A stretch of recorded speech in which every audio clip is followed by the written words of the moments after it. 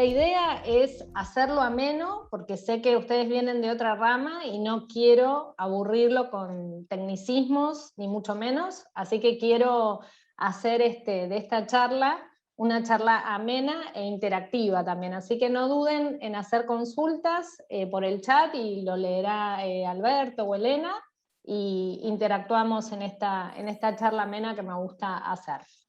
Bueno, antes que nada, para definir el ambiente, cabe señalar que ni en la Constitución Nacional ni en la Ley General del Ambiente se estipula una definición de ambiente como tal.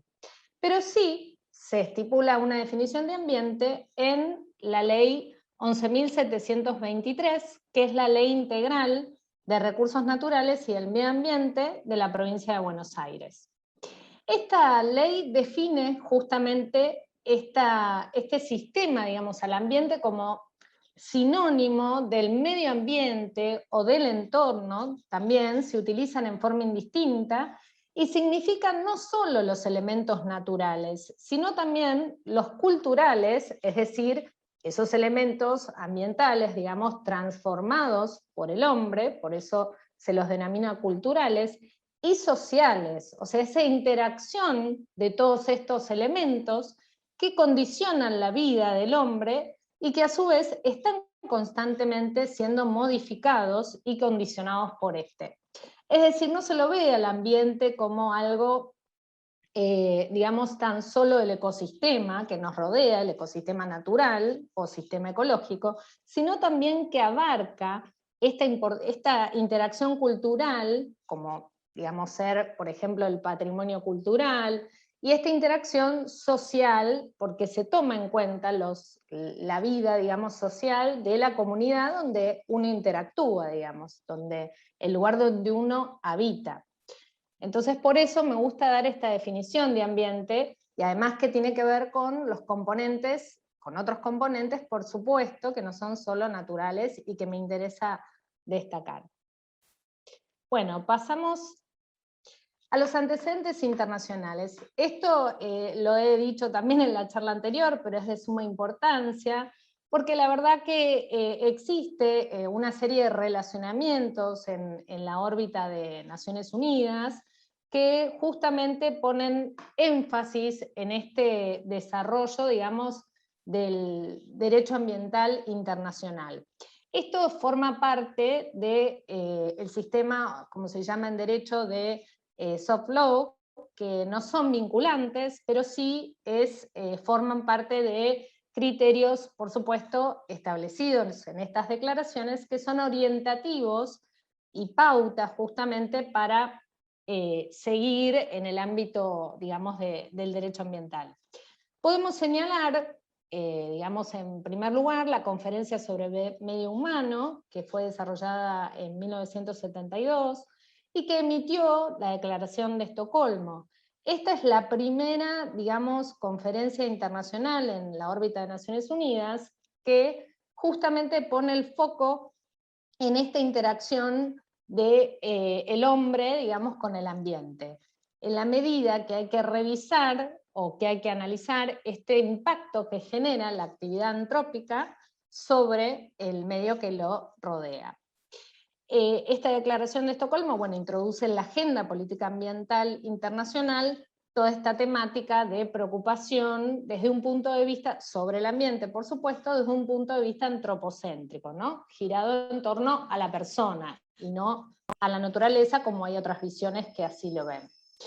Después podemos señalar la Comisión Mundial sobre el Medio Ambiente, que esta comisión, digamos, fue también llamada o convocada por resolución general de la Asamblea de Naciones Unidas en el año 1983, y produjo, además dirigida por la presidenta, digamos, de la comisión, que era la primera ministra noruega, Brundtland, y esta, digamos, comisión emitió un informe, el informe denominado Brundtland, que fue de suma importancia. ¿Por qué? Porque introduce el concepto de desarrollo sostenible, que es vital, digamos, ¿para qué? Para desarrollar un modelo de crecimiento económico que sea con un ambiente que pueda sostenerse en el tiempo. Esto es de vital importancia. ¿Por qué? Porque se tiende a hacer, o lo que es importante subrayar, es que las actividades productivas tienen que satisfacer las necesidades de las generaciones presentes, pero sin comprometer las necesidades de las generaciones futuras.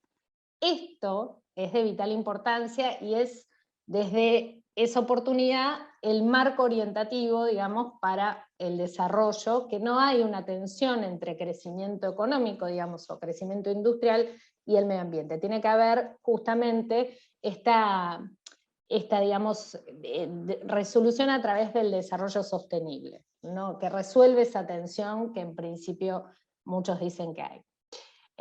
Después, posteriormente, bueno, la conferencia sobre el medio ambiente y desarrollo, que fue desarrollada en Río de Janeiro en 1992, que también emite una declaración de Río sobre el medio ambiente y desarrollo, y que produce en su texto definitivo también un hito a nivel internacional, porque es la que, digamos, pregona todo el desarrollo del derecho ambiental internacional, y también todos estos principios que emite, que son 26, y con un preámbulo también, lo hace teniendo en cuenta que todos los seres humanos nos desenvolvemos en un medio que nos preocupa para que sea saludable y sea también que pueda resolver nuestras actividades, ¿no? que pueda abastecernos digamos, de nuestras necesidades, pero por supuesto en armonía con la naturaleza, sin dejarla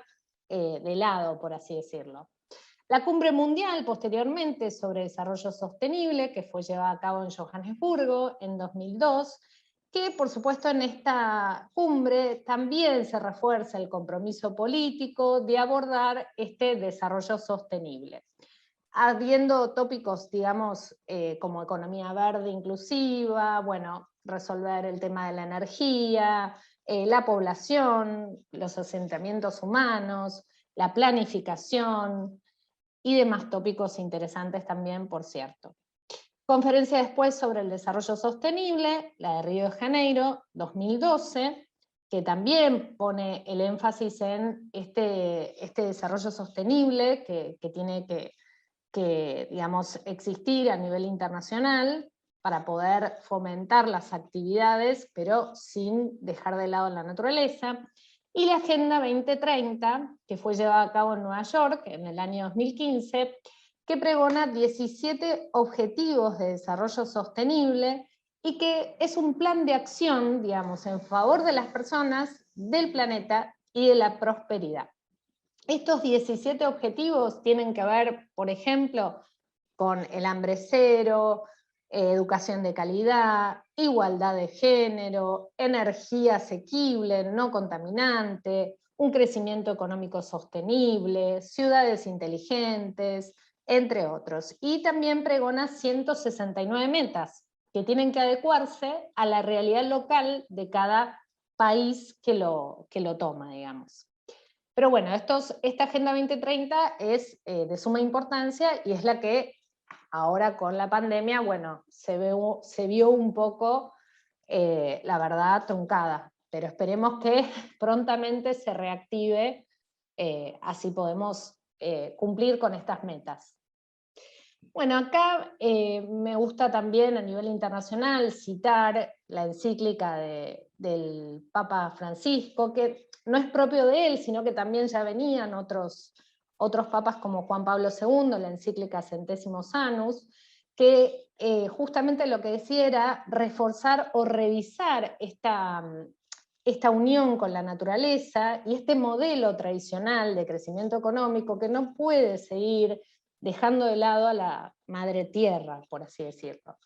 La encíclica Laudato Si del Papa Juan Pablo fue dictada en mayo de 2015 y tiene, digamos, como finalidad abordar la ecología integral y todos los grandes temas de la problemática ambiental, como ser la contaminación, el tema del cambio climático, un abordaje, digamos, de una manera integral para revisar justamente que no puede seguir habiendo un desarrollo sin considerar y salvaguardar y preservar a la madre tierra. Y en un, digamos, contexto de desarrollo humano, ¿qué quiere decir el desarrollo humano? El desarrollo humano quiere decir tener en cuenta la posibilidad de cada uno de nosotros, como seres humanos, de desarrollarnos como personas y de vivir y de explotar al máximo nuestras capacidades en un ambiente que sea sano, que sea saludable, porque sin un ambiente sano no podemos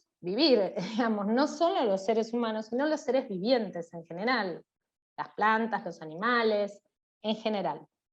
Por eso me pareció acertado destacar este cuidado de la casa común, como lo denomina el Papa Francisco, y citar, entre otros puntos de la encíclica, que justamente el auténtico desarrollo humano posee un carácter moral, y además que no hay que olvidar que esta naturaleza nos la dio, originariamente fue una donación efectuada por Dios, y bueno, hay que salvaguardar cómo la preservamos.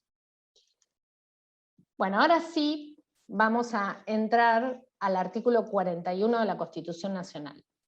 Este artículo fue producto de la Convención Nacional Constituyente del año 94 en Santa Fe, donde muchos convencionales, teniendo en cuenta su, digamos, visión filosófica, en cuanto a una visión antropocéntrica centrada en el hombre, o una visión ecocéntrica centrada en la naturaleza, desde la visión de la naturaleza como sujeto, digamos, de derechos, que no está receptado todavía, pero bueno, que también está empezando en forma incipiente a, digamos, adecuar a los seres sintientes, a los animales, para ver si los incorporan como seres sintientes en el Código Civil y Comercial. La verdad que se ha, digamos, gestado una serie de discusiones y preocupaciones en ese ámbito de debate de la Convención Nacional Constituyente, convocada por la Ley 24.309, que desembocó en la reforma del año 94, y que introdujo este artículo 41 de suma importancia, porque está en la Constitución Nacional, y como muchos sabrán, o algunos no, la Constitución Nacional es la Constitución, digamos, es de por sí donde está, es la Carta Magna, digamos, es donde la pirámide jurídica, lo más importante de la pirámide jurídica, es donde todas las normas tienen que adecuarse a lo que dice la Constitución Nacional, para decirlo de una manera sencilla. ¿Qué dice este artículo 41? Bueno, todos los habitantes, sin distinguir a nadie, tienen el derecho a gozar de un ambiente sano, libre de contaminación, que sea saludable, que sea habitable, que sea respirable, que pueda vivir uno sin sentir que no puede respirar, digamos, por así decirlo, que sea equilibrado. ¿Qué quiere decir equilibrado? Equilibrado que respete estos sistemas ecológicos, que muchos de ustedes, al ser ingenieros ambientales, lo saben mucho mejor que yo, que respete ese equilibrio que tiene que haber, que sea apto para el desarrollo humano, en el sentido que señalé anteriormente, de entender al desarrollo humano como poder expresar al máximo las libertades y las capacidades de cada uno de los seres humanos para realizar las actividades que cada uno pueda desarrollar, y para que esas actividades productivas satisfagan a las generaciones presentes sin comprometer, y esto es de vital importancia, introduce el concepto de desarrollo sostenible, sin comprometer la capacidad de satisfacer a las generaciones futuras.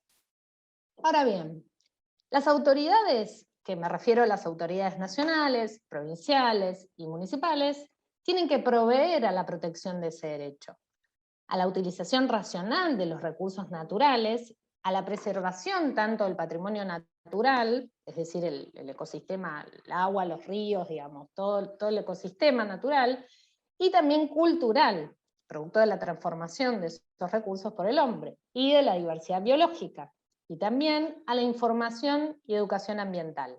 Y estas, tanto la información y educación ambiental, luego las voy a desarrollar un poco más, porque son instrumentos de gestión ambiental que son de vital importancia, que todos tenemos que conocer como ciudadanos para poder tener herramientas para defender el lugar en el que habitamos. Simplemente la comunidad local donde vivimos, que es la manera de contar con estas herramientas de información y educación. Después se estipula que corresponde a la nación dictar las normas de presupuestos mínimos de protección, y a las provincias las que sean necesarias para justamente complementar ese piso mínimo que tiene que dictar la nación sin alterar la jurisdicción local. ¿Qué quiere decir esto? Quiere decir, la norma, o sea, a nivel nacional, tiene que dictar normas que tiendan a proteger mínimamente, con un piso ambiental, digamos, todo lo que tenga que ver con el ecosistema. Y las provincias pueden dictar por encima de esos pisos normas complementarias, pero nunca por debajo. Siempre tienen que respetar mínimamente el piso que está descrito en la norma nacional. Y después, bueno, se prohíbe el ingreso al territorio nacional de residuos actual o potencialmente peligrosos y de los radioactivos. Este artículo aborda la dimensión ambiental y claramente tiene que, bueno, se respeta la diversidad y, digamos, el patrimonio cultural y el patrimonio natural, y tienen todos los habitantes también el deber de preservarlo, que muchas veces nos olvidamos como ciudadanos, siempre elegimos tener derechos, pero nos olvidamos de los deberes. Es la contracara, uno es la contracara del otro. Tenemos derechos, pero también tenemos deberes. Nos encanta gozar de un ambiente sano, pero nadie hace las cosas como corresponden para, digamos, por ejemplo, desde el hogar, hacer la separación de residuos. Tenemos mínimamente determinadas cuestiones que podemos hacer desde nuestro lugar, y que la verdad que hacen al deber que todos los habitantes de la nación tenemos, de preservar el ambiente, que en definitiva es el que vivimos todos. Bueno, cité, aquí me pareció prudente citar para que sepan cómo es el sistema, no para que abordarlos con esta temática que es aburrida tal vez, pero simplemente para que sepan que el sistema, digamos, en Argentina, tenemos la autonomía de cada provincia, que ustedes muchos lo sabrán. Cada provincia tiene su propia legislación, que tiene que adecuarse, por supuesto, a los principios, declaraciones y garantías de la Constitución Nacional, y en este sentido es que, digamos, el sistema es federal, y por eso las provincias pueden dictar normas complementarias a nivel ambiental, como por ejemplo señalé anteriormente, la ley provincial, o sea, la ley de la provincia de Buenos Aires, la 11.723, que allí aborda toda la temática ambiental en la provincia de Buenos Aires. Independientemente, por supuesto, que existen organismos dentro de cada provincia, que son también como el OPDS, que es el Organismo para el Desarrollo Sostenible a nivel provincial, que es la máxima autoridad en materia ambiental de la provincia de Buenos Aires. Después está el artículo 121, que es que las provincias conservan el poder no delegado por esta Constitución al gobierno federal. ¿Qué quiere decir? Que las provincias delegan una serie de poderes, y por eso podemos decir que la nación tiene determinadas facultades que son expresamente de la nación, otras que le fueron delegadas por las provincias, y así como también las provincias tienen sus propias facultades, aquellas que se reservaron para sí, y aquellas que que le delegaron a la nación son de la nación. Y las concurrentes, que son las facultades que comparten con las provincias. Por eso cité también el artículo 124 de la Constitución Nacional, que lo que destaca es que corresponde a las provincias el dominio originario de los recursos naturales existentes en su territorio, que no quita que pueda tener jurisdicción nacional sobre algún tema en particular, como por ejemplo la ley de residuos peligrosos, que muchas veces, como se extiende, son problemas transfronterizos, tiene jurisdicción nacional, pero no quita que están en el territorio de la provincia, digamos. Y el 126, que las provincias no ejercen el poder delegado de la nación. Esto simplemente lo señalo, al igual que ahora les voy a señalar para que tengan una idea del panorama de las leyes ambientales vigentes a nivel nacional. Bueno, aquí omití decir una norma que la voy a señalar, que es de muy vieja data, la ley 2797, que por ahí muchos de ustedes la conocen, que es una norma que rige en realidad, que establece que, que todos los residuos que se generan en los ríos tienen que pasar por un procedimiento eficaz de purificación, que sigue vigente, es de 1890 o 91, la 2797. Después la 20284, que habla del plan, digamos, de prevención de situaciones críticas de contaminación atmosférica, que sigue vigente. La ley 22.421, que tiende a declarar de interés la protección, conservación de la fauna. La ley 22.4028, que fomenta la conservación de los suelos, protege, digamos, la capacidad productiva de los suelos. Y la ley de residuos peligrosos, que estas no son leyes de presupuestos mínimos, porque son anteriores a la reforma de la Constitución, pero son leyes nacionales de adhesión. La ley de residuos peligrosos, bueno, por supuesto estipula todo un sistema, una gestión integral en cuanto a la eliminación de los residuos, al manejo, a la generación, al transporte, al almacenamiento, y además estipula un capítulo específico de infracciones, en el caso de infracciones a esta ley, y de responsabilidades para también los directores de las personas jurídicas, en el caso que no se cumpla con alguna normativa específica. Es la única ley en materia, digamos, ambiental que estipula un régimen penal que se extiende a los directores de las sociedades. Por otra parte tenemos la ley 25.612, que esta sí es una ley de presupuestos mínimos, podemos decir que es la primera ley de presupuestos mínimos para la gestión integral de residuos industriales y de actividades de servicio. Esta ley, la verdad que en la realidad, en la práctica, coexiste con esta ley de residuos peligrosos. Si bien está vigente, no resulta operativa. Es como que coexiste con el régimen de la ley de residuos peligrosos y a su vez en algunas normas se superponen, otras se contraponen, y bueno, algunas se complementan, pero son muy pocas. La realidad es que no está operativa. Después tenemos la ley 25.670, que probablemente muchos de ustedes la conocerán, que es de presupuestos mínimos para la gestión y eliminación de los bifinilélidos policlorados, que esta ley, digamos, lo que tiende es justamente a tratar de reducir, primero de eliminar o prohibir el ingreso de estos materiales o de este PCB como sustancia, es tratado como sustancia, y después se lo trata como residuo cuando se elimina. Estipula todo un régimen, digamos, de gestión también de este tipo de sustancia PCB que ya la quieren dejar, digamos, de lado desde ese momento porque afecta al medio ambiente, digamos. Después la Ley General del Ambiente, que esta ley más adelante la voy a tratar con mayor detenimiento, así que ahora simplemente les menciono que digamos, estructura la política ambiental nacional, es la ley marco para tener en cuenta cuando necesitamos algún tema o alguna cuestión ambiental, hay que ir a la Ley General del Ambiente, o la ley denominada de presupuestos mínimos para la gestión adecuada y para el desarrollo del ambiente y para el desarrollo sustentable. Después está la ley 25.688, que estipula, digamos, los presupuestos mínimos de gestión ambiental de aguas, definiendo qué es el agua, qué se entiende por agua, por digamos, la cuenca hidrográfica, se crea un comité también hidrográfico. Bueno, estipula todo el sistema de usos y permisos también que deben tener en materia ambiental o de gestión ambiental las aguas. Después la ley, que esta sí también la voy a mencionar más adelante, que es la ley de régimen de libre acceso a la información pública ambiental, la 25.831, que es bastante vanguardista, porque la verdad que estipula el régimen de información de una manera bastante concisa, a pesar de no estar reglamentada al día de la fecha.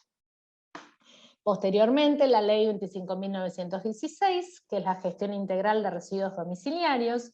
Los residuos domiciliarios, por supuesto, son los residuos residenciales, de asistencia, urbanos, que no están tratados como radioactivos, por supuesto que no son los específicos, por decirlo de alguna manera. Esta gestión integral lo que tiende es justamente a valorizar los residuos domiciliarios, a minimizar los impactos que puedan generar los residuos domiciliarios digamos, en el ambiente, y bueno, a tratarlo de una manera integral, la gestión diferenciada también de residuos, digamos, secos, los residuos húmedos. Bueno, es toda la gestión integral de estos residuos, es la ley de presupuestos mínimos. Después tenemos la ley 26.331, que es de presupuestos mínimos de protección ambiental de los bosques nativos, que esta ley también es de vital importancia, y es sumamente positivo el tratamiento, porque es muy compleja desde el punto de vista técnico, el tratamiento, digamos, de los bosques, y hay unas categorías de bosques que están diferenciados en función de colores, por el valor de conservación, si es alto, si es mediano, o si es muy bajo, donde se pueden hacer, por ejemplo, en categoría roja, categoría amarilla y categoría verde, donde se puede hacer autorizaciones de desmonte. Por supuesto que si se autoriza un desmonte tiene que hacerse el estudio de impacto ambiental correspondiente, por la autoridad jurisdiccional que corresponda, lógicamente, en donde se vaya a hacer el desmonte, ¿no? Después tenemos la ley 26.562, control de la quema, bueno, que esta ley trata la quema de los pastizales o de los residuos vegetales, digamos, y tiene que hacerse, por supuesto, también con una autorización para la quema.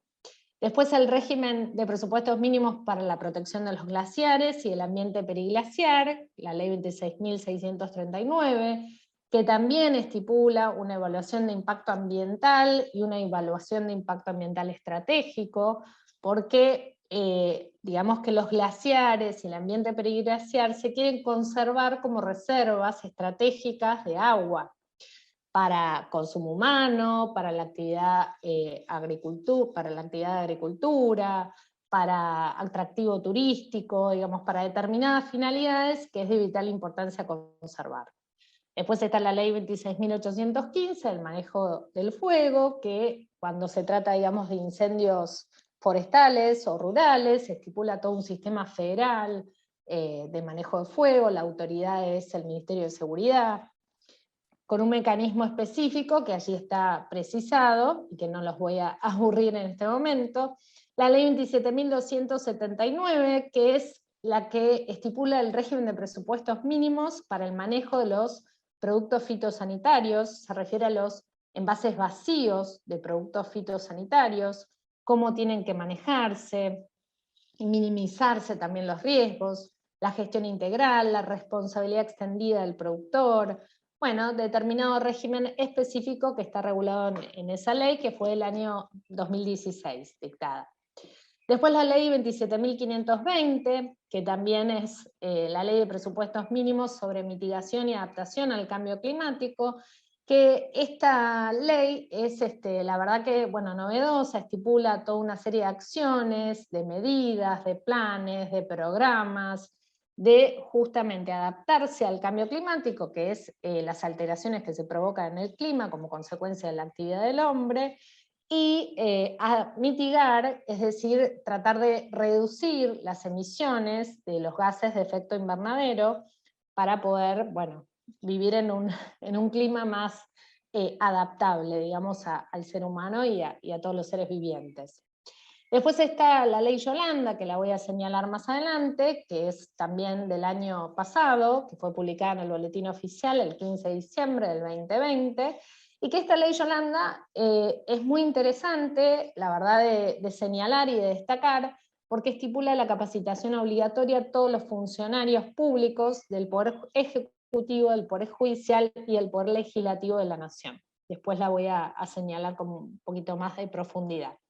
Y finalmente la ley 27.621, que fue publicada recientemente en el Boletín Oficial el 3 de junio del 2021, donde se estipula la implementación para la Ley de Educación Ambiental Integral, que la verdad que como ley es muy interesante y sería la verdad que muy bien recibido que se empiece a implementar esta legislación para abordar a la educación ambiental como un proceso que tiene que ser transversal y tiene que ser integral, como decíamos anteriormente con Elena, de todas las disciplinas, de todos los saberes, porque es algo que nos atraviesa a todos. El ambiente tiene que ser abordado por las diferentes disciplinas.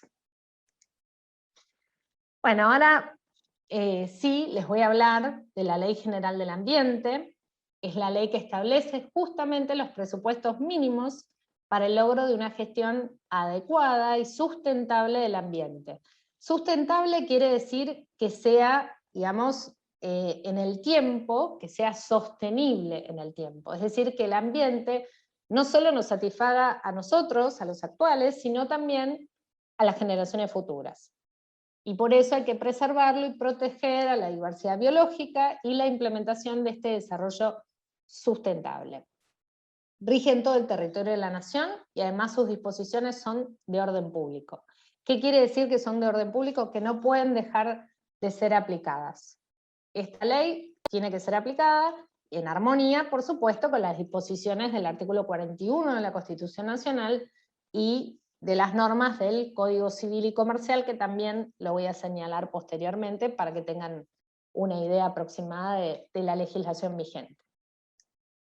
Bueno, estipula objetivos y principios. Los objetivos son pautas orientativas que justamente donde debe sostenerse o asentarse la política ambiental, teniendo en cuenta la premisa de preservar y conservar la naturaleza y la diversidad biológica. Y además la premisa de utilizar racionalmente los recursos naturales. Y los principios son fundamentales, la verdad que establece una serie de principios que ahora los voy a señalar, que son orientativos y que son ideas directrices que tienen que, digamos, tenerse en cuenta por aquellos que tengan que interpretar la normativa ambiental, ya sea desde el Poder Judicial, ya sea desde otras disciplinas, que son realmente el fundamento del sistema jurídico ambiental. Los objetivos, para que tengan en cuenta, bueno, ¿qué es lo más importante? Asegurar, mejorar, preservar la calidad de los recursos ambientales, la calidad de vida, digamos, de los habitantes, porque en definitiva lo que se tiende a preservar es que queremos vivir en un lugar mejor, digamos, con mejor calidad de aire, con mejor calidad de agua, digamos, que no esté contaminado. Básicamente es eso. Promover el uso racional y sustentable de los recursos naturales, mantener el equilibrio y esta dinámica de estos sistemas ecológicos que son ultramente necesarios. Por ejemplo, vean el tema del COVID, la zoonosis. ¿Qué pasó? Fue producto de justamente de sacar a los animales de su hábitat natural, porque por alguna circunstancia de la actividad del hombre, y digamos empezó a generar esta transmisión de enfermedades en lugares donde esos animales no solían estar. Entonces la verdad que la salud ambiental necesariamente tiene que estar de la mano de la salud de la población, de la salud de los habitantes. Son, digamos, ejes que tienen que estar totalmente uno en vistas al otro, digamos. Después conservar la diversidad biológica, promover los cambios en las conductas sociales, en las actitudes, en los comportamientos, que esto tiene que ver con la educación. Y organizar la información ambiental, ¿para qué? Para que todos sepamos dónde podemos informarnos. Eso es de vital importancia también. Y minimizar esos riesgos ambientales, que es tratando de impedir ese efecto tan negativo que se ocasiona al ambiente producto de la actividad o de los proyectos humanos, ¿no? Bueno, acá destaco el artículo 4 de la Ley General del Ambiente porque justamente lo que dice es que se debe interpretar esta ley y toda otra norma a través de estos principios, con el cumplimiento de estos principios. En primer lugar, el principio de congruencia. ¿Qué significa congruencia? Bueno, que la legislación provincial y la legislación municipal, referente a lo ambiental, por supuesto, tienen que adecuarse. Y en el caso de contraponerse, ¿qué prevalece? La Ley General del Ambiente. Así de simple. Prevención, el principio de prevención, bueno, las causas y los problemas ambientales tienen que tratarse en forma integrada. Necesariamente tiene que tener en cuenta, digamos, la manera de justamente evitar estos efectos degradantes al ambiente. El principio precautorio, cuando haya peligro de un daño irreversible al ambiente y que no haya una certeza científica o haya ausencia de información, tiene que tratar de evitarse también esos efectos adversos a través de la opción de medidas eficaces en función de los costos. O sea, no hay que, digamos, suspender la opción de medidas porque no se sabe con fehacientemente qué es lo que se puede provocar. No, hay que tomar medidas eficaces, y esto la verdad que la Corte Suprema de Justicia de la Nación toma este principio de prevención y el principio precautorio como principios, digamos, fundamentales para todas las causas ambientales que fueron dándose a lo largo de estos años, que son de vital importancia y sientan precedente, como por ejemplo la causa Mendoza, por el comité, por digamos, la causa más famosa del 2008, que lo que tiende a hacer es hacer uso de estos principios para abordar la solución, digamos, del conflicto ambiental. La equidad intergeneracional, que no es más ni menos que también tener en cuenta justamente a las generaciones futuras, por eso respetando y preservando la protección ambiental, el principio de progresividad, que tiene que ver con que los objetivos ambientales se tienen que lograr en forma gradual, a través de metas interinas y metas finales, tratando de facilitar el cumplimiento de esos objetivos y evitando los efectos también degradantes. Después la responsabilidad, bueno, quien genera efectos degradantes en el ambiente tiene que hacerse cargo de las acciones de correctivas, las acciones de recomposición, las acciones de mitigación. Es responsable de esos, digamos, de hacerse cargo de los costos, más allá del sistema, digamos, de responsabilidad que esté vigente en cada lugar, ¿no? A nivel nacional. Después el principio de subsidiariedad, que el Estado Nacional tiene la obligación de colaborar y en algunos casos de participar en forma complementaria para este cuidado y preservación del ambiente, a través de acciones en particular que complementen las acciones de los particulares.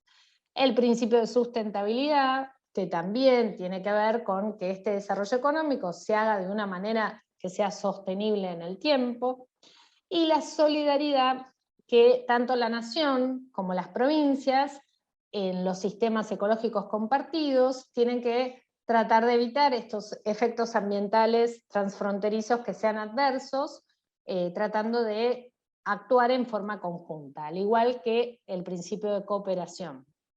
Cuando haya emergencias ambientales transfronterizas, bueno, tendrán que actuar tanto la nación como las provincias de una manera integrada y en forma conjunta. Estos principios no se los olviden, porque la verdad que para todo aquel que tenga que interpretar normas ambientales son los principios rectores y orientativos e ideas directrices que tienen que tener en cuenta. ¿Qué entendemos por norma de presupuesto mínimo? Algo les señalé anteriormente, pero es en general toda la norma que otorga una tutela ambiental uniforme o común para todo el territorio de la nación, que tiene por objeto ¿qué? Imponer condiciones que sean necesarias para la preservación ambiental. Necesariamente tiene que prever esas condiciones para garantizar esto que decimos, la dinámica de los sistemas ecológicos, mantener la capacidad de carga, y en general asegurar la preservación ambiental y el desarrollo sustentable. Son normas de presupuestos mínimos. Hay muchas normas de presupuestos mínimos y otras que no lo son, pero ya las señalé anteriormente. Ahora bien, lo que me pareció interesante destacarles a ustedes es los instrumentos de gestión ambiental. En la normativa también señalan como instrumentos de gestión ambiental al ordenamiento ambiental del territorio, al sistema de control de las actividades antrópicas y a la promoción del desarrollo sostenible. Pero me pareció más interesante destacar la evaluación de impacto ambiental, el instrumento de información ambiental y el de educación ambiental. ¿Qué es la evaluación de impacto ambiental? Bueno, toda obra o actividad que se ocasione que se genere en el territorio de la nación y que pueda provocar un efecto degradante o impactos negativos, tanto en alguno de los componentes del ambiente o en la calidad de vida de la población, tiene que estar sujeta a un procedimiento de evaluación de impacto ambiental que sea previo a la ejecución. Esto es fundamental, tiene que ser en forma previa a la ejecución. Porque muchas veces la realidad es que estos instrumentos o estos estudios de impacto ambiental se hacen en oficinas y no van, no ven, no se verifica, no se hace un diagnóstico en el lugar que muestre una foto de cómo está la situación del ambiente producto de la actividad o proyecto que se pretende generar. ¿Por qué? Porque la realidad es que este estudio de impacto ambiental lo tienen que presentar quien quiera hacer el proyecto de obra o actividad ante las autoridades competentes. Y las autoridades competentes tienen que evaluar este estudio, por eso se llama evaluación de impacto ambiental, y tienen que emitir una declaración de impacto ambiental que apruebe o rechace la obra. En definitiva, los condicionantes del estudio de impacto ambiental, la verdad que son discutibles, porque por lo general deberían ser lisa y llanamente la aprobación o el rechazo. Y estos estudios tienen que contener una descripción detallada del proyecto de la obra o actividad que se pretenda realizar, identificando las consecuencias sobre el ambiente y a su vez las acciones, o sea, para mitigar esos efectos negativos que se pueden ocasionar al ambiente. La verdad que este instrumento de evaluación de impacto ambiental está en la Ley General del Ambiente y a su vez, como les señalé anteriormente, está en la Ley de Protección de Bosques Nativos y en la Ley de Protección del Ambiente Glacial y Periglacial. También se habla de una evaluación ambiental estratégica, porque por ejemplo, si bien no está receptada, salvo en el Tratado Antártico, que es un convenio, un tratado internacional, la realidad es que esa evaluación de impacto ambiental estratégica, hay buenas prácticas para hacerla, y se da cuando por ejemplo, no sé, hay que hacer una obra que atraviese distintas jurisdicciones, por ejemplo la costa, se me ocurre, la costa del Río de la Plata, que impacten, digamos, en la zona costera, que atraviese la jurisdicción de Capital Federal, de San Isidro, de Vicente López, de Tigre y demás. Y bueno, la realidad es que debería hacerse un estudio o una evaluación de impacto ambiental estratégico. ¿Por qué? Porque va a afectar a todo ese entorno y esa, digamos, zona costera, que va a provocar cambios en las aves, que algunas aves van a emigrar, o sea, determinadas cuestiones ambientales que necesariamente se deberían evaluar en forma conjunta e integrada, porque la verdad de nada sirve hacer un estudio de impacto ambiental circunscripto a una zona cuando afecta justamente un corredor biológico más grande, ¿no? Pero bueno, sigamos con la educación ambiental. La educación ambiental, bueno, es otro instrumento de gestión de política ambiental que es sumamente importante y que la verdad lo que hace es generar en todos los ciudadanos, independientemente del lugar que ocupemos, como estudiantes, como profesionales, como sea, justamente nos genera un comportamiento y una actitud que sea acorde con el respeto al ambiente, al cuidado de la naturaleza, a esta preservación de los recursos naturales y a su utilización sostenible, que mejore la calidad de vida de la población, porque en definitiva lo que hace la educación, a mí me encanta porque soy docente, ¿qué tendemos a hacer? Es generar un granito de arena en cada uno de ustedes, para que desde ustedes puedan empezar a pensar localmente para contribuir globalmente, en esto que se llama el cuidado del ambiente o de la casa común, como la llamó el Papa Francisco. La educación ambiental, como dice acá, es un proceso continuo y permanente, que se tiene que actualizar permanentemente. ¿Por qué? Porque la dinámica de los sistemas ecológicos es permanentemente variable. Justamente por eso es que la educación ambiental tiene que ser una herramienta que interactúe con todas otras disciplinas, con las disciplinas, digamos, ya sea que se vinculen con la ingeniería ambiental, con las ciencias biológicas, con otras disciplinas que nos muestren las experiencias educativas y que faciliten la percepción integral del ambiente y el desarrollo de una conciencia ambiental en cada uno de los que participamos de las charlas y demás, como para que nos genere este cambio de comportamiento.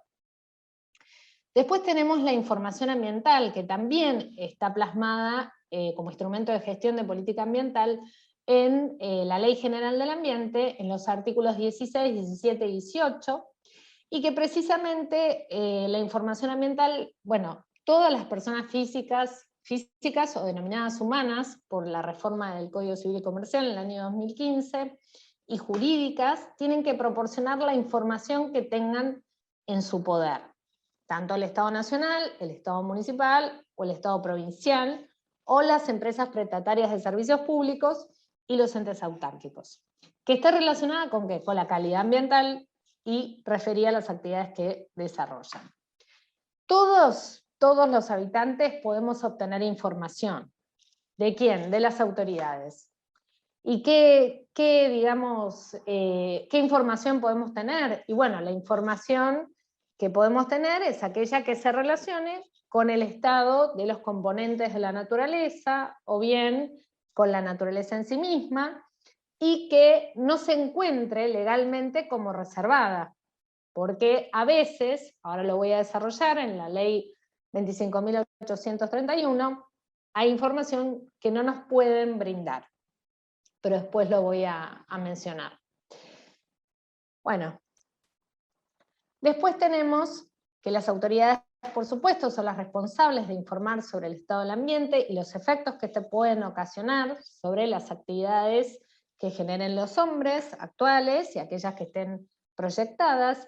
Y bueno, es el Poder Ejecutivo, a través del Ministerio de Ambiente y Desarrollo Sostenible, quien elabora este informe anual, que el último fue publicado en el año 2019, y que contiene un análisis y una evaluación sobre el estado de la sustentabilidad ambiental en lo ecológico, en lo económico, en lo social y cultural de todo el territorio nacional. La verdad que es una herramienta ágil que está disponible y que todos los que tratamos con cuestiones ambientales, los profesionales, podemos indagar o recurrir a este informe que nos brinda el Ministerio. Después, el año pasado, bueno, a través de una resolución 161, se creó este Centro de Información Ambiental, que es un sistema que está integrado, que es de libre acceso, o sea, está disponible, y bueno, centraliza los datos, las estadísticas y las proyecciones relativas al estado, la evolución y las tendencias del ambiente, con sus ecosistemas y sus recursos naturales, para luego también poder analizarlo y divulgarlo. Otro instrumento de gestión ambiental es la participación ciudadana. Bueno, está plasmada en los artículos 19, 20 y 21 de la Ley General del Ambiente, y acá es algo a destacar, que toda persona tiene derecho a opinar en procedimientos administrativos que se relacionen con el cuidado y la protección del ambiente, que tengan incidencia general o particular. Pero ¿qué pasa? También tenemos que contar con la información, porque si no sabemos, y con la educación, porque si no sabemos de qué se trata esta cuestión ambiental, no nos va a interesar participar tampoco. Más allá que tiene que ver con mejorar la calidad de vida del lugar donde estamos, del lugar donde habitamos, ¿no? Para ello, las autoridades tienen que institucionalizar procedimientos de consultas o audiencias públicas como instancias obligatorias para la autorización de aquellas actividades que pueden generar efectos negativos. ¿Qué son estos procedimientos de consulta? Bueno, estos procedimientos de consulta, o denominados audiencias públicas, en realidad las audiencias públicas, bueno, están regidas por alguna normativa a nivel nacional y por normativa a nivel provincial, pero no todos los municipios adhieren a la normativa provincial, y la realidad es que muchos municipios no instauran este procedimiento de consulta, que es de vital importancia, y ahora, por el Acuerdo de Escazú, con mayor importancia todavía, porque está receptado el Tratado Internacional en la Constitución Nacional y tiene jerarquía superior a las leyes por el artículo 75, inciso 22. Con lo cual, este procedimiento de participación es de vital importancia.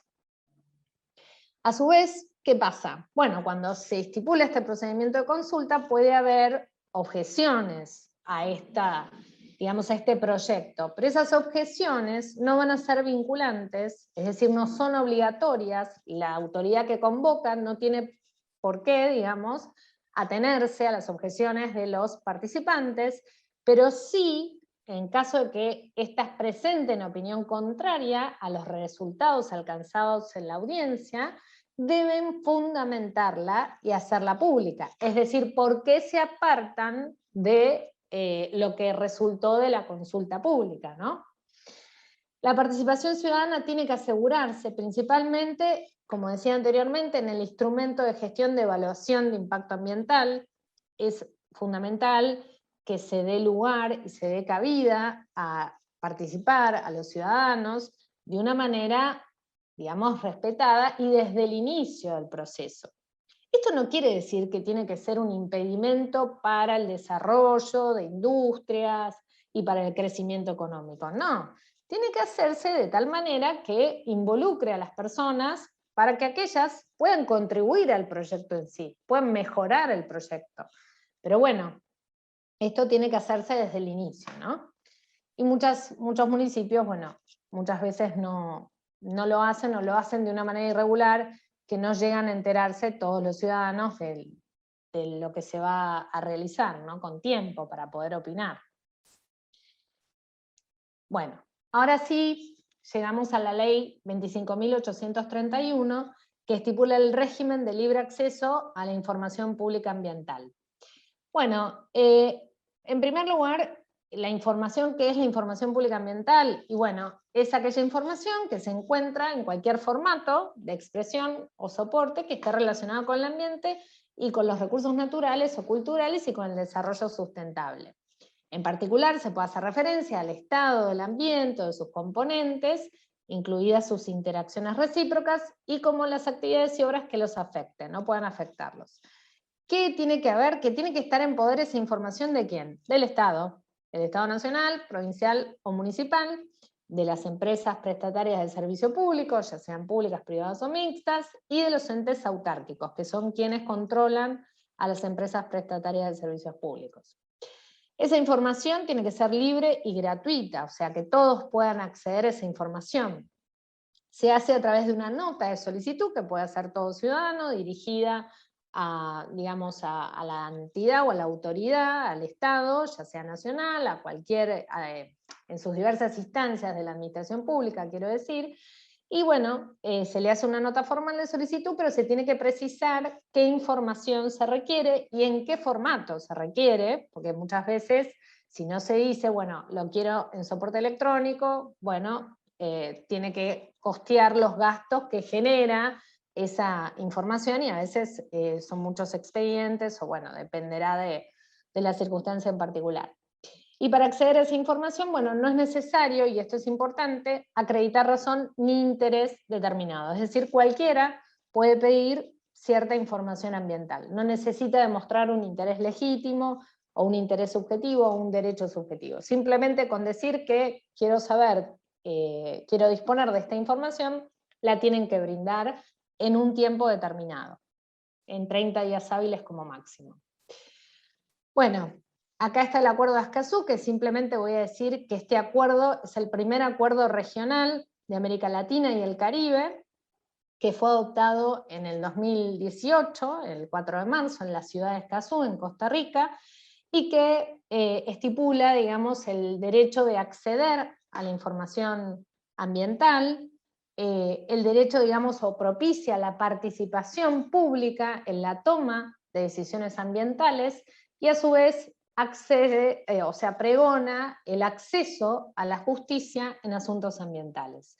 Y a su vez es el pionero, el primer tratado pionero en el mundo que introduce la defensa, o digamos, el entorno propicio para aquellos defensores de los derechos humanos en asuntos ambientales. Bueno, por ley 27.566 se aprobó este acuerdo y entró en vigor el 22 de abril de este año. La verdad que este acuerdo es de vital importancia a nivel nacional y a nivel internacional, y se garantiza esta implementación plena y efectiva en América Latina y el Caribe de los derechos de acceso a la información ambiental, es decir, de poder tener o contar con la información ambiental que esté disponible en formato electrónico y que todo el mundo pueda acceder a participar públicamente en estos procesos de toma de decisiones ambientales y acceder a la justicia ambiental cuando no, por ejemplo, no se entregue la información. Hay determinadas excepciones que puede pasar que no quieran entregar la información porque sea un secreto profesional o porque digamos, de propiedad intelectual, o porque pueda afectar la confidencialidad de los datos personales, o porque no esté precisado bien el objeto, o porque tenga que ver con la defensa de la, digamos, nacional, o con la seguridad interior. O sea, hay determinadas situaciones en que se pueden negar a brindar información, pero tiene que estar fundado y mencionar las disposiciones jurídicas que lo avalan, esa denegatoria, digamos, de la información. Además, algo que omití señalar, en la ley de régimen de acceso, digamos, de libre acceso a la información pública, hay sanciones para aquellos funcionarios que no, digamos, no respondan en tiempo y forma, o que traten de obstaculizar o de ocultar información. Entonces, bueno, serán sometidos a las sanciones de la Ley de Empleo Público Nacional, sin perjuicio de otras sanciones, ¿no?, civiles o penales. Bueno, y este acuerdo también tiene por finalidad crear y, bueno, fortalecer las capacidades y la cooperación, que lo único que quiere es contribuir a la protección del derecho de cada persona y de las generaciones futuras a vivir en un ambiente sano y al desarrollo sostenible. Y a su vez también pone el foco en los grupos digamos, vulnerables, que tiene que darse una asistencia particular para que estos grupos vulnerables, aquellos que no pueden por sí solos acceder, que se les dé asistencia técnica o jurídica gratuita para que puedan acceder a esta información, cuando se trata de cuestiones que puedan incidir en su ámbito donde ellos vivan, ¿no?, que los pueda afectar. Por ejemplo, en algunos casos los pueblos indígenas, en fin. Después tenemos la ley 27.592, que es la denominada Ley Yolanda, en honor a Yolanda Ortiz, que fue la primera mujer en ocupar el máximo cargo de la Secretaría de Recursos Naturales y Ambiente Humanos de nuestro país en el año 73, con Juan Domingo Perón en el gobierno. Y la realidad es que es una ley nacional cuyo objeto es garantizar la formación integral en ambiente, con perspectiva de desarrollo sostenible y con especial foco en cambio climático. ¿Para quiénes está dada? Los destinatarios es para todas las personas que se desempeñen en la función pública, tanto en el Poder Judicial, en el Poder Ejecutivo, como en el Poder Legislativo. Esta capacitación es obligatoria y empieza a ser obligatoria, digamos, desde el año de vigencia de esta ley. Esta ley fue publicada en diciembre del 2020, con lo cual ya ahora, en diciembre del 2021, ya empieza a ser implementada por las máximas autoridades del Poder Judicial Nacional, del Poder Legislativo y del Poder Ejecutivo. Quiero señalar también que las provincias pueden adherir a esta ley nacional, y en el caso, por ejemplo, ya actualmente creo que hay 13, 14 provincias que han adherido a esta ley. En el caso de la provincia de Buenos Aires, por la ley 15.276, y también pone especial foco en la perspectiva de desarrollo sostenible, en el cambio climático, en las energías renovables, en la economía circular, que es algo que se viene y están ya introduciendo estos conceptos novedosos, y también, bueno, son 6 módulos, digamos, de vital importancia que después pueden ser complementados por los lineamientos generales. ¿Por qué? Porque esta ley Yolanda estipulaba que dentro de los 90 días de su entrada en vigencia tenían que dictarse los lineamientos generales por parte del Ministerio de Ambiente, con participación de las instituciones científicas, o sea, dando lugar a las instituciones científicas, a las unidades académicas que quisieran participar para colaborar con esta temática, este desarrollo de formación integral, digamos. Y bueno, la verdad es que es una ley muy novedosa y que empieza a implementarse y que ya está capacitando obligatoriamente a todos los funcionarios públicos para que desde su lugar que tengan que ocupar sepan de qué se trata esta cuestión que abarca al cambio climático, a la inequidad planetaria, bueno, a todo el abordaje ambiental de una manera integral. Después la Ley de Educación Ambiental Integral, que fue dictada por Ley 27.621, y que es una ley nacional, no es una ley de presupuestos mínimos, o está discutido, pero yo entiendo que no lo es, que implementa una política nacional de educación ambiental. ¿Qué tiende a hacer la educación ambiental? Este proceso constante de conocimientos, de abordajes integrales, holísticos, con otras disciplinas, con una transversalidad, que justamente analicen y profundicen sobre estos comportamientos que deben adecuarse y que deben generar conciencia ambiental en todos los ciudadanos.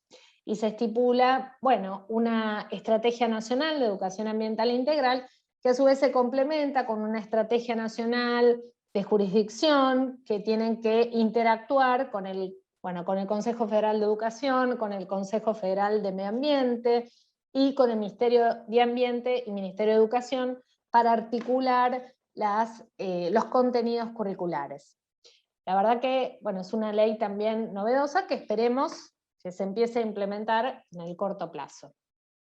Finalmente, no los quiero aburrir, pero bueno, están las normas del Código Civil y Comercial, que hay muchas más normas que tienen que ver con la responsabilidad a partir del 1757, con esta acción preventiva de cuidado del ambiente, pero simplemente quería destacar que en la reforma del año 2015 se ha como constitucionalizado el derecho privado. ¿Por qué? Porque lo que dice es que todos los casos que este código rige tienen que ser resueltos según las leyes que resultan aplicables, pero conforme con la Constitución Nacional y los tratados de derechos humanos en los que la República sea parte. En los tratados de derechos humanos, simplemente a modo de conocimiento, que fueron incorporados y que tienen jerarquía superior a las leyes, como lo dije anteriormente, que fueron incorporados a la Constitución Nacional, son tratados que, bueno, tienden a resguardar el derecho a informarse, el derecho a asociarse, el derecho a participar, que tiene que ver con estos instrumentos de gestión ambiental. Además, la ley tiene que ser interpretada, bueno, teniendo en cuenta sus palabras, las leyes análogas, las disposiciones que surgen de esos tratados sobre derechos humanos, los principios y los valores jurídicos de un modo coherente con todo el ordenamiento. Esto es de vital importancia. Y finalmente, bueno, en este código se reconocen los derechos individuales y los derechos de incidencia colectiva. Los derechos individuales son aquellos que tienen que ver con las libertades individuales, y los derechos de incidencia colectiva son producto de una tercera generación de derechos, que son los derechos sociales o solidarios, por decirlo mejor, derechos solidarios, que tienen en cuenta el bien común colectivo, que es el ambiente que se pretende proteger. Y esto es fundamental, que la ley no ampara el ejercicio abusivo de esos derechos individuales cuando se afecta al ambiente. ¿Por qué? Porque digamos, si uno dice, bueno, yo ejerzo esta industria y es lícita y está conforme a la reglamentación, pero en eso afecta al ambiente, la realidad es que no lo ampara el ejercicio abusivo. Y el ejercicio de esos derechos individuales tiene que ser compatible con los derechos de incidencia colectiva, y cualquiera sea la jurisdicción en que se ejerzan los derechos, se tienen que respetar la normativa sobre presupuestos mínimos. Y esto la verdad que es algo innovador y es de suma importancia que ha sido incorporado al Código Civil y Comercial. Finalmente, esto como una conclusión que me gustó señalar, es el cambio que quieras ver en el mundo, y nuestra recompensa, bueno, se encuentra en el esfuerzo y no en el resultado. La verdad es que todos somos responsables del cuidado del planeta y debemos cuidar al ambiente para facilitar este desarrollo sostenible en sus tres dimensiones. Bueno, hasta aquí llegué. Bueno, muchas gracias, Patricia.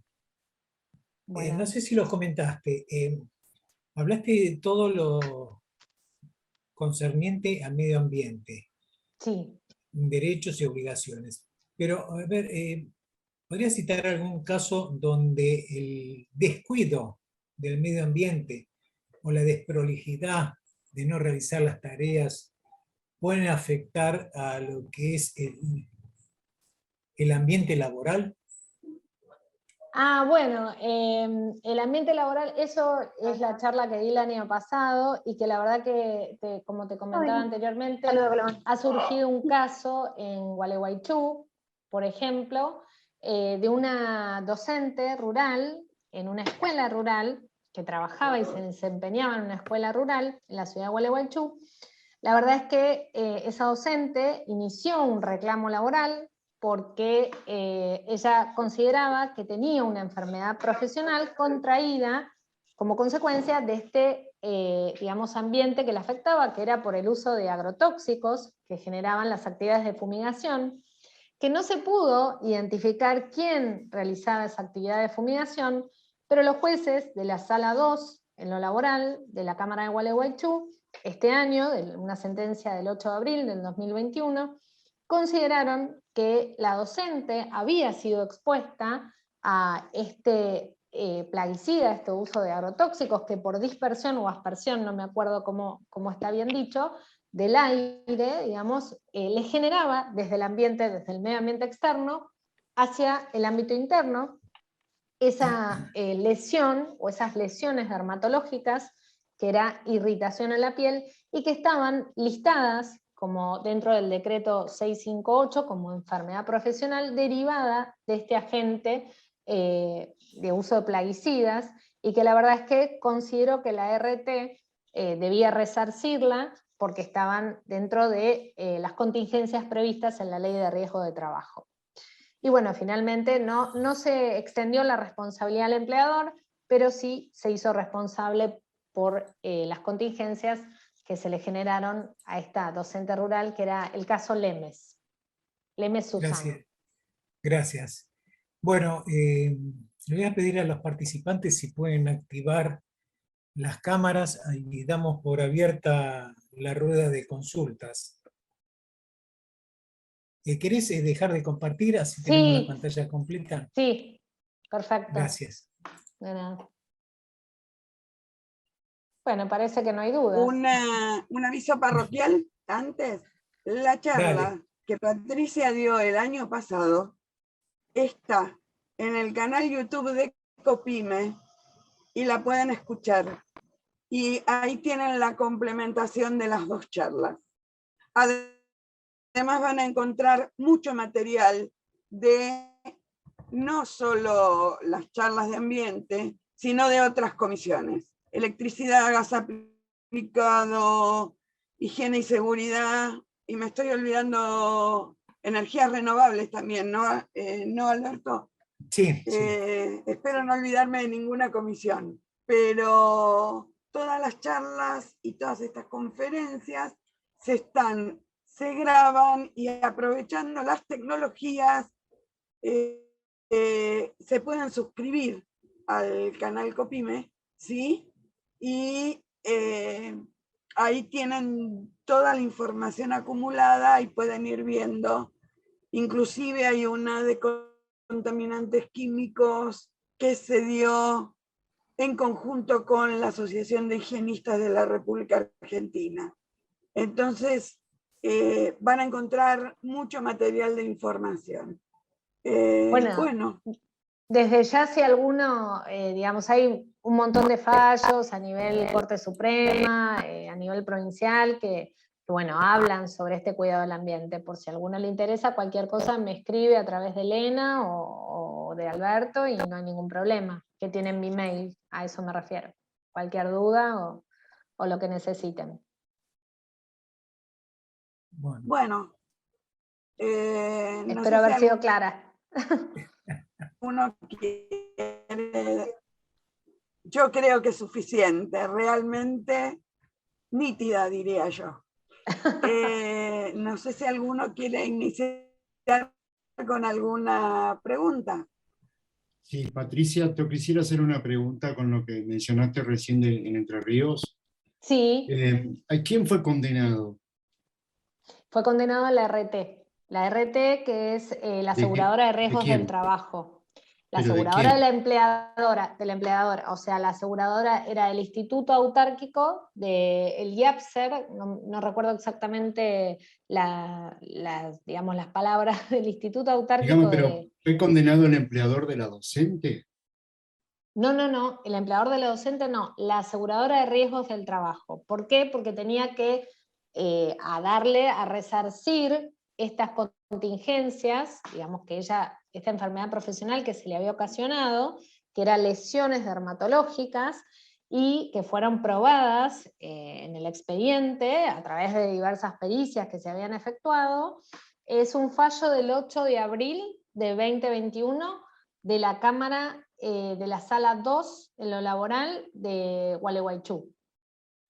¿Y se Era llama, cómo lo mencionaste el caso? Susana Lemes contra el Instituto Autárquico de, no recuerdo exactamente, de Entre Ríos, contra el Instituto Autárquico, y había codemandado al Superior Gobierno de Entre Ríos y al Centro General de Educación, que era el empleador era el Centro General de Educación. Y en realidad ella demandó a el IAPSER, que era, creo que la RT, si mal no recuerdo. La verdad que no lo tengo tan preciso, pero es un fallo que está disponible, lo buscas por internet, y la verdad que es novedoso. Yo hice un comentario que va a salir publicado ahora en la revista de Derecho del Trabajo. La verdad que cuando lo tenga, se los puedo facilitar Sí, para que lo vean. sí, la verdad que me interesaría porque, bueno, es muy controversial el uso de agroquímicos, la Sí. toxicidad de los mismos, el dosaje de los mismos en las personas y el tema en general, cómo se maneja, cómo maneja la justicia los casos, ¿verdad? Los casos, las Claro, demandas que citan en y garantía de la RT, que no la tienen que citar, yo no entiendo cómo si es una docente que trabaja, me imagino, en una escuela, en un colegio, es sí, contaminada por un agroquímico que no tiene nada que ver con el colegio y es castigada la RT del instituto. No entiendo, la verdad que no entiendo. mira, No entiendo, hay una incongruencia que no entiendo. la No realidad es entiendo. que la RT entiendo que es la aseguradora de riesgos del empleador. Creo que es, si mal no recuerdo, es la aseguradora de riesgos del trabajo del empleador. Y es castigada ¿por qué? Claro, ¿Por qué? Déjame expresar esto. Yo entiendo tu visión, pero la realidad es que hubo una relación, si bien no en el sistema, digamos, de riesgo del trabajo no hay que acreditar como el sistema de responsabilidad civil, del Código Civil, los factores de atribución, de responsabilidad, hay una causalidad que tiene que demostrarse, una causa directa entre, digamos, lo que le generó la aspersión del aire y la enfermedad que ella alega que tuvo. En este caso en particular, ¿qué pasó? Pasó que no se pudo demostrar que ella tuvo, digamos, ingresó al trabajo, porque para eso están no me sale los certificados, cuando Sí, inicias la y relación preelaborado. laboral, Los claro, exámenes preocupacionales. preocupacionales. En este caso no se habían hecho exámenes preocupacionales, con lo cual no había, digamos, una demostración de que ella no había ingresado con esa incapacidad. Lo cierto es que estaba en cabeza del empleador efectuar esos exámenes y no lo habían hecho. Entonces tenía que demostrar con mayor énfasis el empleador que eso no había sido ocasionado o no estaba, digamos, ya en la persona, digamos, no había iniciado la relación laboral con esa preexistencia. En ese caso no pudo demostrarse, entonces, bueno, la relación existía, había una causa directa y el empleador no había demostrado con certeza que fuera una enfermedad que estuviera adquirida con anterioridad, entonces la Cámara dijo, bueno, acá hay lesiones, y estas lesiones, además por una perito que había mencionado, una médica, había habido varios peritos médicos, y había una cuestión de diversas pruebas que se habían efectuado a la paciente, pero la única que quedó demostrada, porque se habrían hecho pruebas neurológicas, pruebas de todo tipo, y se había demostrado que tenía este agroquímico, o el agroquímico no, quiero decir, un contaminante, no me sale ahora el nombre, pero en la Tóxico. sangre y en la orina, claro, tenía esos tóxicos, y bueno, la realidad es que esa mujer estaba y era docente de esa escuela rural y estaba dentro del entorno laboral al que iba y ejercía durante 8 horas esa docencia, y vivía, no sé si también vivía dentro del área, con lo cual la verdad es que en esa zona lo que quedó demostrado era que había una relación directa entre, digamos, la Y la aspersión del gente. aire y, bueno, la gente, claro, por así decirlo, y lo que se le había ocasionado con motivo de esa exposición. Había una exposición tal que generaba ese catalogamiento, digamos, esa definición de enfermedad profesional como requiere el listado del decreto 658 del año 96. Y en todo Gracias. caso, la verdad que es discutible y en Sí, doctrina totalmente. es Totalmente. muy, bueno, yo soy de las que entiende que puede llegar a existir esa relación, digamos, de causa directa, pero bueno, tiene que haber una prueba profusa y la verdad que, bueno, es discutible. Ok, Una vuelta de Vale, tuerca gracias. sobre este No, de nada. tema, perdón, Alberto. no, está bien. ¿Podría ser posible que tuviera que ver con esa disminución del área de restricción de fumigación con agrotóxicos cercano a escuelas y a zonas pobladas, que en varias zonas de municipios de Entre Ríos lo desestimaron y faltaron a lo que tenía que ser de estar de acuerdo con la normativa provincial nacional? Y Claro, que además el instituto ese fuera una autoaseguradora del gobierno de Entre Ríos para los empleados y profesionales dependientes del Estado es que prestan probable. servicio en educación, salud, etcétera. Claro, es probable. Es probable que haya sido por eso. La realidad es que, digamos, el entorno laboral puede verse afectado por las actividades de fumigación o otro tipo de actividades que generan un impacto en ese ambiente que está circundante a la empresa o al lugar o al centro de trabajo, que en este caso es la escuela rural, con lo cual existe esa posibilidad de contraer la enfermedad profesional. Sé que es discutible, sé que la mayoría, yo la verdad que doy clases, soy docente en riesgos del trabajo y de la UCA, y es totalmente novedoso. Yo he escrito, creo que el año pasado te lo facilité, Elena, pero he escrito un artículo sobre esta teoría del medio ambiente externo de trabajo, y a nivel europeo yo creo que ya está siendo receptado. No está regulado desde el derecho del trabajo aún, es incipiente, pero tengamos en cuenta que el convenio de la UIT 155, creo que estipula como lugar de trabajo a todo lugar, digamos, en el que el trabajador esté permanentemente, que puede llegar a ocurrir en un lugar externo al espacio interno de trabajo. Podemos extenderlo, digamos, la interpretación, y en este caso puede verse afectado o denominarse ámbito laboral simplemente, pero en el caso de Gualeguaychú lo denominaron ámbito laboral, que por su exposición en el ámbito laboral estrictamente, bueno, tuvo consecuencias en la salud, ¿no? Gracias, Patricia. Bueno, Valeria Benítez, veo que tenés el micrófono liberado. ¿Querías hacer alguna consulta? No se te escucha.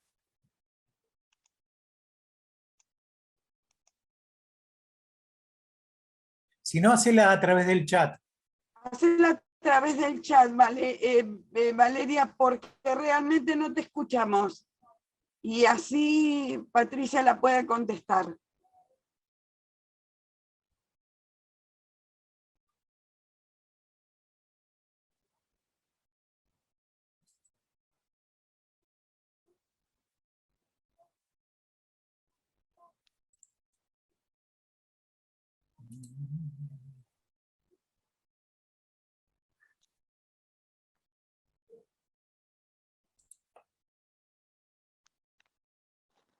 Bueno, si mientras Valeria escribe, preguntamos si hay alguien más que tenga alguna inquietud para Patricia. Con respecto a los alumnos y personal auxiliar, no le entiendo la consulta. O todavía le falta. A ver, Valeria, si entiendo lo que estás tratando de preguntar. Los alumnos, que los si alumnos hay no es alguna un ámbito extensión laboral. con respecto a lo que pasó, los No. alumnos que no son precisamente objetos de trabajo, pero sí sujetos de trabajo, pero sí objetos del trabajo de otro. ¿Es eso, Valeria? ¿Te interpretamos? Claro, lo que pasa que ahí no serían objeto de trabajo, digamos, no podrían, los alumnos en su condición de alumnos podrían reclamar tal vez a la fumigadora, si tienen alguna, a la fumigadora me refiero a quien genera el daño en particular, a la empresa, por alguna enfermedad, sí, pero no en el ámbito, digamos, laboral, sería excluido. A algún auxiliar de personal docente habría que ver también las horas de exposición y demás. Bueno, en este caso en particular fue solo esta docente que inició el reclamo. Sí. Por lo menos que yo sepa o me haya enterado, fue la única que inició el reclamo. Y hay que ser cuidadosos igual. Por supuesto que siempre hay que tener en cuenta esta relación de causa directa con la enfermedad, que tiene que acreditarse, que tiene que demostrarse, la exposición, porque tampoco podemos atribuir, digamos, a todo como consecuencia de la exposición en el ámbito laboral, pero la realidad es que en este caso sí pudo demostrarse y bueno, como no demostraron una fuerza mayor extraña al trabajo, también que lo podría desvirtuar, sino que era inherente al trabajo porque estaba desarrollando digamos, se desempeñaba como docente dentro de la escuela, la realidad es que quedó demostrado que tenía responsabilidad la RT y tenía que resarcir en la suma de 600.000 pesos aproximadamente, y además darle las contingencias previstas en el artículo 20 que tienen que ver con asistencia farmacéutica, ortopedia y demás, otras cosas que se le brindan en forma adicional, ¿no? Bueno, Bueno. no sé si hay alguien más que quiera hacer una consulta, una pregunta. ¿Qué te parece? ¿Damos por cerrado la conferencia del día de hoy, Elena? Sí, yo creo que Patricia siempre nos deja a veces con pocas preguntas porque es como servido en bandeja. Así Gracias, que Elena. la vamos a seguir molestando y la vamos a seguir convocando. Realmente les agradezco a todos los que participaron y a todos los que se acercaron. De algunos que conozco, sé que hay gente que son colegas de Patricia y me alegro que hayan aceptado la invitación, porque a veces cuando uno desde el ámbito de algo que tiene que ver con otro métier, invita a alguien que está en el área legal,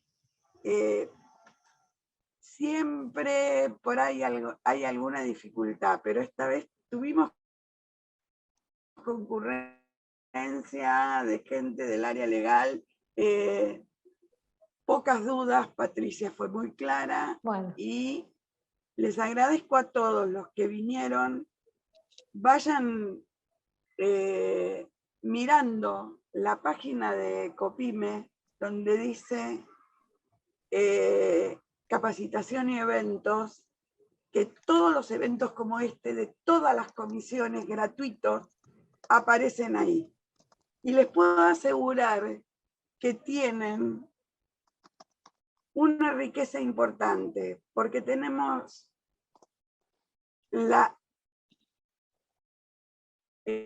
no la suerte, el éxito de convocar y que nos nos apoyen con su conocimiento, profesionales de gran valía. Y eso nos ayuda a nosotros a ser mejores profesionales. Así que muchas gracias a todos los que vienen a buscar su granito de capacitación tan importante para un profesional. A los alumnos, no me voy a olvidar de ellos porque estoy viendo varios, ¿sí? Donde yo paso mis avisos parroquiales, por supuesto, y que han entendido que empezar a entrenarse junto con el estudio y el alcanzar su titulación de grado son un ejercicio de todos los días y que quieren ser cada día mejores. Y a Patricia, ¿qué más puedo decirle? Un gracias enorme, gigantesco. Gracias a ustedes. Muchísimas gracias. Gracias Les pido un aplauso, aunque sea para Patricia. Y gracias. Realmente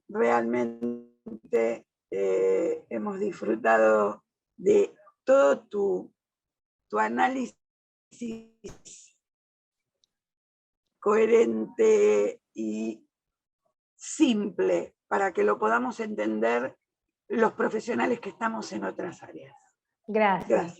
Bueno, gracias a ustedes. Les recuerdo que si les aparece una duda, háganosla llegar a la comisión a través de copime@copime.org.ar, ¿sí? Y ahí ponen el asunto consulta sobre la conferencia, ¿sí? De Derecho y Ambiente, nos llega, si la podemos contestar nosotros, la contestamos, y si no, se la derivamos a Patricia para que la pueda contestar. Bueno, los despido, los libero y les vuelvo a agradecer a todos. Muchas gracias, Patricia.